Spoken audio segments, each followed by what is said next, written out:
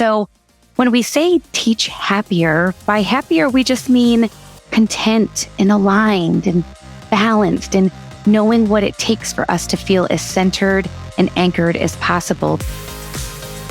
Hi there, I am Monica Burns, and welcome to the new Easy EdTech podcast episode. As a former New York City public school teacher and current EdTech consultant, I started this podcast in 2019 to share my favorite classroom tech integration tips and stories from my experiences. Each episode offers practical ideas for you to try, share, or save for later. Be sure to check out classtechtips.com/podcast for today's show notes and resources. And if you're listening on Apple Podcasts, Spotify, Google Podcasts, or another favorite podcast app, you'll find the show notes link in the description too. This episode is sponsored by the free stuff section of my website. Did you know that there is a page on my site full of free stuff and favorites? You can find weekly planner pages for educators, 60 plus time-saving prompts to use with ChatGPT, graphic organizers for students, and lots more. You can find the free stuff section on my website by going to classtechtips.com and clicking the free stuff button at the top of the page. That's classtechtips.com. This week's episode is titled Quick Tips for a Happier School Year with Suzanne Dailey. Suzanne is a fellow ASCD author, and when I heard about her book, all about teaching happier, I knew there must be some EdTech connections we could feature here on the podcast. Suzanne was kind enough to come on, share some great tips for building habits at the start of the school year and really any time of year. I know that you are going to get some ideas from our conversation. You are in for a treat. Let's go ahead and jump into my convo with Suzanne Dailey. Welcome to the podcast. I am so excited to chat about this idea of ways to teach happier, especially as we approach the start of the school year. And for some listeners, might be a few weeks or a month or so into the school year. But before we get into all of that, would love for everyone to hear a bit about your role in education. What does your day-to-day look like? So I am joining you from outside of Philadelphia, Pennsylvania, where I work for the fourth largest school district. And so I get to work in 15 elementary schools as an instructional coach. So that works out to be about 600 colleagues and 9,000 students. And so I get to work in our K-6 classrooms, either observing or doing model lessons or co-teaching, co-planning, co-conspirating, like all that kind of good stuff. So my day-to-day is very different, and it just really depends on the needs of the colleagues around me. So it's very different, but very energizing and rewarding at the same time. Yeah, and I bet as we get into this topic today, you've just heard so many stories from different people that you work with. Are you thinking about those big numbers? And today we're talking about how to teach happier this school year. And you have a new book with the same title. So what does it mean to teach happier, and why is this such a timely topic? Yeah, well, it's certainly timely given where we are in education and still coming out of COVID. And as educators, I mean, whatever our important role is, it's so human. And we are always collaborating and connecting and working alongside so many other people that we are really, really good for those people when we feel good inside. And so if we want to be good for the people in front of us, sometimes we have to do some of that inner work. And so when we say teach happier, by happier, we just mean content and aligned and balanced and knowing what it takes for us to feel as centered and anchored as possible. Because when we do, I mean, quite frankly, we're better teachers, and our work at work is very people-y. Our work outside of work is very people-y. And that's a big emotional and energy lift. And so we just need to understand what are those things that we need to do. And it's different for everybody, Monica, right? Mm-hmm. And so how do we feel rested and energized and revigorated, and understanding that times we're not going to feel that way. And so, discerning our next right thing, how do we get as centered and aligned as possible so we can be present for ourselves and those around us, both at school and at home? And, as you're talking there, just thinking about those words like being aligned, having that balance, feeling that, center when so many things can be moving around us. And, those are feelings I know as a classroom teacher I had throughout the year, right? Of feeling like things were moving really fast all around me. But, the start of the school year can feel overwhelming for educators and all of their roles. And I know you use the phrase small shifts bring big gifts. What does this look like in action? Oh, I'm so glad you brought that up, Monica. So yeah, small shifts, big gifts. It's really just those 2-degree shifts in our language or our thoughts or our actions that when practiced consistently over time, that makes huge measurable differences in our lives. I often share with people, you think about a plane that takes off and every 5 or 10 minutes, it just changes 2 degrees, 2 degrees, 2 degrees. I mean, that plane ends up in an entirely different destination at the end of that flight, right? And to honor the limited time and energy that really everybody has, but especially educators, we need to make sure that we can't be doing 180-degree shifts. Like no one has time or energy or capacity for that. But these 2-degree shifts, we really do. So throughout the book, it's organized in 4 marking periods because I think when the podcast is going to air, it'll be towards the beginning of the school year. We're energized, we're relaxed, we're healthy, we're optimistic. So the book will capitalize on that. And so some of the invitations in the book will align with the time of the school year. And then when we get into late October or early November and everything is routine and we're tired and we're starting to get sick and all the things happen, those small shifts are going to look different because our capacity is at a different place right now. So we honor really just the person behind the title, teacher, principal, instructional support aide, secretary, custodian. If we face kids, we've got to be as present and whole as possible, but that takes a little bit of work. And so one of the examples would be, it would be a small shift in action. And this comes from Sean Acor. He's one of my favorite teachers and it takes 20 seconds. So that's why these are 2-degree shifts. And so Sean Acor says, if you want to get closer to good habits, let's say you want to work out in the morning or you want to eat healthier, take 20 seconds off that activation time, meaning get your clothes out the night before. Put out your shorts and your shirt and your sneakers the night before. Take 20 seconds off of having to actually open your drawers and get your things. You're far more likely to get closer to that habit that makes you feel better. You want to eat healthier? Cut up the vegetables ahead of time, put them in the fridge. Because just taking that 20 seconds off of, I've got to cut the cucumber. Yeah. Which isn't hard, but sometimes that feels really hard. And so those are the kind of shifts that are shared both in the book and in the podcast, just in our thoughts, our language. But that was an example of a small shift in action. I love that example.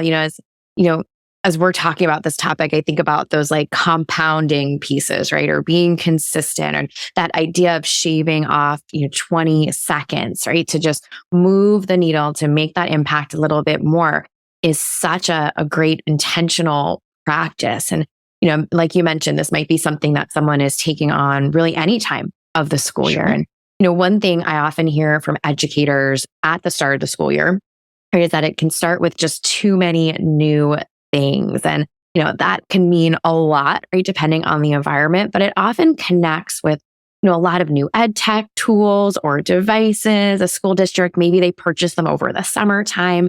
What advice would you give to someone who's feeling overwhelmed? Maybe it is because there's a big new initiative, right? To help them teach happier.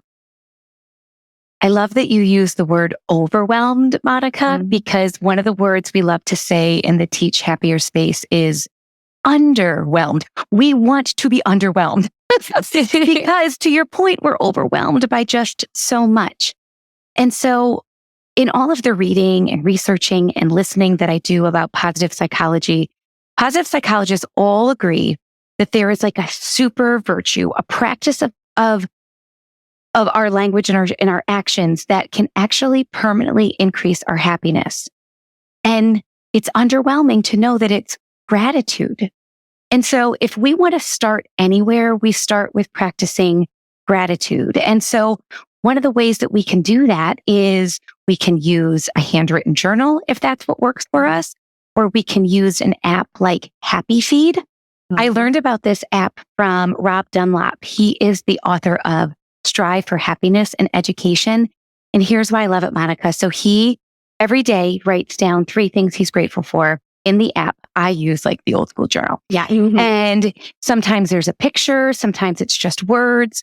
And so what Rob does is when he feels overwhelmed, and when any of us feel overwhelmed, we need to pause and recognize what are we grateful for.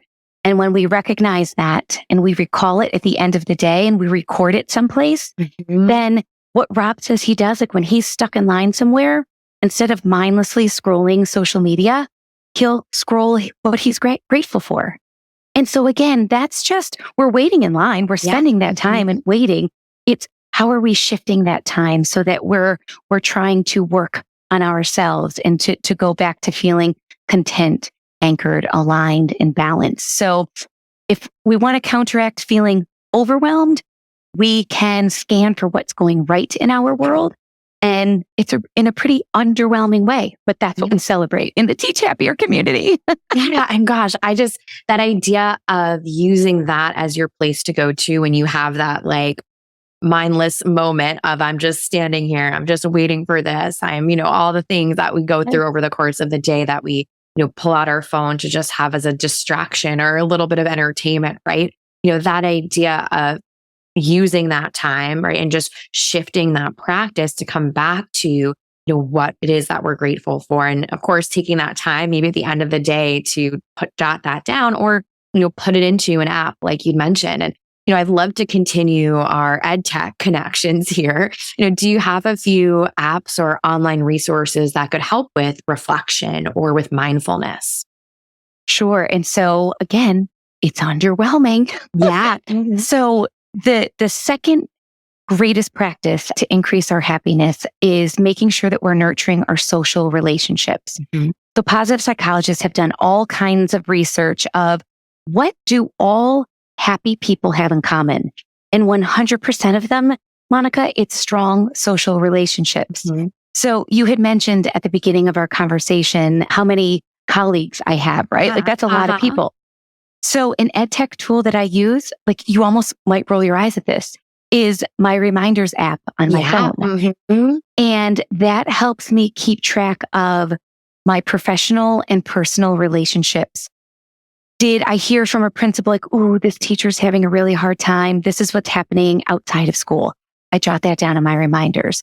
And then it reminds me when I am either standing in line or I'm waiting to pick up my kid or whatever it is, I have a spot, an organized spot that's easily accessible for me so that I can it's usually a text or maybe an email. And that text or email sounds something like, no need to respond. Just want you to know that I'm thinking about you. And that very intentional act of kindness that strengthens and nurtures those relationships absolutely fulfills me and makes me feel a little more energized, a little more balanced and anchored. And again, that's a 2-degree shift. That takes less than 10 seconds to do, but I organize it in the built-in app on my telephone. Yeah, I can just imagine even, because I'll do it with, setting alarms for remind me to get the laundry out, right? Or don't forget this, right? And I can just imagine doing that same sort of quick voice reminder into the phone to say, don't forget to check in with this person or text this person on Tuesday about this thing that they told me that was going to happen, right? And, these we, think about our phones sometimes making our lives more complicated, right? In lots of ways. And, having that sort of practice to say, I can make the most of these apps. I can jot this down or, I can really set that intention, which is, really what it's all about, right? Having that intention to practice that kindness, to check in with someone and, maybe even make their day a little bit brighter at the same time. And what you mentioned, I think is so crucial that just including that, don't need to text back, right? Just checking in, right? You're opening that door if they need it, but you're not putting something on their to-do list that they're not ready for. And so I really appreciate that you included that as part of that practice. Thank you. Yes. The relationships we have with our coworkers are just so important. We spend so much time together, and those relationships, we almost need them to be like charging stations for us, because when we're with our students, I mean, that's so much output all the time. We need that adult to adult interaction that's healthy and easy and fulfilling to us, and not draining, because a lot of our workday is, quite frankly, it's draining. It's just a lot of output. Oh my gosh, right? Yeah. I mean, so much that we're giving, right? All the time to other people. And, I want to make sure we talk a little bit about your book. I love the structure, like you mentioned, that breaking down for the school year. Tell us more about your book. Where can people find it? What's next for you in terms of writing? I know people ask me that all the time as an author, and sometimes I love to answer, and sometimes I don't love to answer that part. So maybe it's not just what's next in terms of writing, but also, in just the work that you do supporting educators. Well, it's really exciting what's happening with our little Teach Happier community. It's just growing and growing. The way that the book is set up, as we had mentioned in those 4 marking periods, there's also different times of reflection. So there's very short, designed to be under 3 minutes a week, weekly reflections to just kind of put us in a good headspace and heart space. Most teachers have been starting it on Sunday night. So they kind of do a little bit of reflection, and so that they enter that week in a healthy headspace. And so, but then every 10 weeks, just as we give report cards to our students, we do a bit of a deeper reflection for ourselves. And we honor who we are at school. We honor who we are outside of school. And we just kind of take inventory of what are those small shifts that we're doing, and how are they impacting us personally and professionally. So the book, it's easy to get right on Amazon. And I'm getting to do lots of school visits and district welcomes and keynotes and breakout sessions. So it's been really, really wonderful to connect to people, not only with the book or the podcast that drops on Sunday nights when school starts up again, but also through these speaking engagements as well. And I will make sure, of course, to link out so everyone can go and find it. But for anyone who's, maybe walking and listening or wants to make that, mental reminder, where can people connect with you? Where can they learn more about your work? Sure. So the easiest place is at my website at SuzanneDailey.com. And if you want to subscribe to the podcast, it's about 5 minutes a week. Because again, limited capacity. Yeah. So we've got lots of listeners who listen to it on the way into work on Monday. And it's just a small little thing to consider, an invitation for our week ahead. So the book and the podcast and all my contact information is on SuzanneDailey.com, but also on Instagram and Twitter at everything is Teach Happier. So it's easy to find. Perfect. And Suzanne, we will link out to all those things so people can find it. Thank you so much for your time today, for sharing these actionable tips with listeners. I can't wait to really think about that EdTech connection to my own practice and maybe beef up the way I'm using my reminders app at the start of the school year. Thank you, Monica. So happy to connect with your community. It was so much fun chatting with Suzanne. And as I mentioned, I'll link out to all of her resources in the show notes for today. But let's finish up and make this EdTech easy with a few key points from the episode. Use the 20-second suggestion to set yourself up for success. Focus on small shifts at the start of the school year. Make the most of the reminder app on your phone. And try a gratitude scroll instead of a scroll on social media. Remember, you can find the show notes and the full list of resources from this episode, including all of the ways to connect with Suzanne Dailey at classtechtips.com/podcast and finding today's episode number 229. This episode is sponsored by the free stuff section of my website. Did you know that there is a page on my site full of free stuff and favorites? You can find weekly planner pages for educators, 60+ time-saving prompts to use with ChatGPT, graphic organizers for students, and lots more. You can find the free stuff section on my website by going to classtechtips.com and clicking the free stuff button at the top of the page. That's classtechtips.com. Thanks for joining us for another Tuesday edition of the Easy EdTech podcast. Remember to hit follow on Apple Podcasts, Spotify, or your favorite app to have next week's episode ready for you on Tuesday morning. Feel free to share takeaways from this episode with friends or colleagues in a quick email or text, or even on social media. And don't hesitate to tag me at Class Tech Tips if you have any questions.